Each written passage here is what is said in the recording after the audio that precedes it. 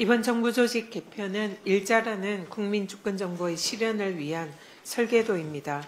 그동안 검찰권을 남용한 검찰청은 77년 만에 역사의 뒤안길로 사라지게 되었습니다. 공소청과 중수청 신설을 통한 검찰의 수사 기소의 완전한 분리는 검찰개혁의 첫걸음입니다. 수사 요구권의 문제와 비대해진 경찰 권력의 민주적인 통제 방안 등 추후 과제는 국민을 최우선에 두고 흔들림 없이 나머지 검찰개혁 과제를 완수하겠습니다. 미국에 구금된 우리 근로자들이 이재명 대통령의 신속 해결 대응 지시 24시간 만에 석방 교섭이 마무리돼서 전세기를 타고 무사히 귀국할 예정입니다. 국민의 안전을 지키기 위해서 총력을 다해 주신 대통령과 관계당국, 기업인 여러분께 진심으로 감사드립니다. 이 와중에 이재명 정부의 실용 외교 탓을 하며 거짓 선동하고 있는 국민의힘은 도대체 어느 나라 정당입니까? 입국 취업 비자 커트할당 문제는 윤석열 정권에서 진작 해결했어야 하는 문제 아닙니까? 자신들의 외교정책 실패를 자성하기는커녕 문제 해결을 하려는 이재명 정부에게 잘못을 떠넘기고 정쟁화하는 국힘의 적반하장이 기가 막힐 따름입니다. 국민 안전보다 중요한 국익은 없습니다. 국익이 걸린 외교 문제를 정쟁화하려는 국힘의 자중을 촉구합니다. 오늘 이재명 대통령 주재로 여야 대표회담과 장동혁 대표와의 단독 회담이 차례로 열립니다.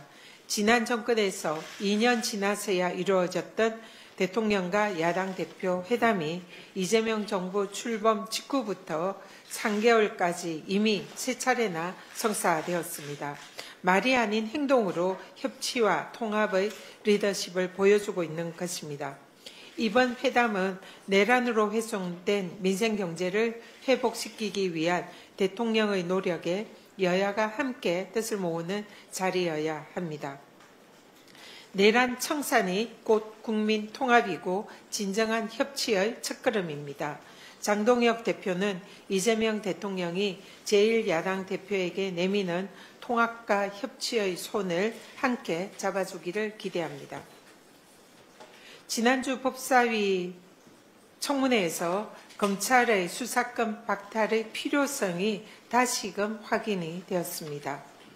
건진 법사 관봉권 띠지 분실 사건과 관련해서 이를 은폐하려는 검찰 측 증인들은 위증까지 감수하면서 검찰의 증거인멸 의혹을 감추려는 추악한 민낯을 드러냈습니다. 검찰의 공작을 수사하게는 할 수 없는 것 아닙니까? 진상규명을 위한 상설특검 도입을 강력히 추진하겠습니다. 잇따른 증언과 증거로 윤석열 정권 정치검찰의 이재명 죽이기 정치 공작의 실체가 계속 드러나고 있습니다. 대북 송금 사건은 이재명 경기도지사와 관련 없다고 인정을 했던 배상윤 KH 회장에 이어서 법사위 증언에서 쌍방울 대북 송금 사건에 이재명과 이하영을 끼워 맞춰 넣어야만 살 수 있다라고 검찰이 압박했다는 조경식 KH그룹 부회장의 증언은 충격 그 자체입니다. 최근 남욱 변호사도 법정에서 검찰의 대장동 사건 공소 사실을 뒤늦게 전면 부인하고 나섰습니다. 김성태 전 쌍방울 회장의 사업 빌미의 주가 조작 시도 정황을 담은 국정원 보고서도 뒤늦게 드러나고 있습니다. 윤석열 정권 하에서 이루어질 정치 공작 전모를 반드시 파헤쳐야 합니다. 별도의 특검이 필요하다 생각합니다. 윤석열 정 권력 범죄를 조직적으로 뒤엎으려는 정치검찰 반드시 법의 심판대에 세우겠습니다. 이상입니다.